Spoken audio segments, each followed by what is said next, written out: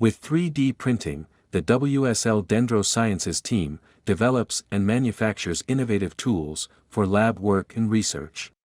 Here's how we proceed, using this core holder as an example. First, we create a digital 3D representation of the object. We have chosen OpenSCAD, an open-source modeling software based on computer-aided design and maths. We then load our model into a so-called slicer software, which converts it into printing instructions. The objects are not printed as full blocks but with lighter, cheaper, waffle-like infills.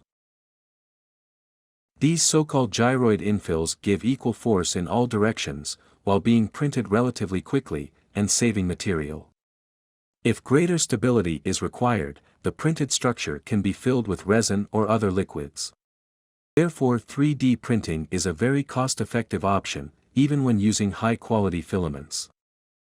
Examples of our 3D printed tools include this storage frame for microtome blades or blade holders. When users place the blade in the frame with the cutting edge facing down, they avoid touching the sharp side as well as damaging the blade. We have also designed a ring-shaped slide holder to facilitate the scanning of microsections under a microscope. With traditional holders, users must repeatedly adjust the position of the slide. With ours, microsections can be aligned with an axis and easily moved along it.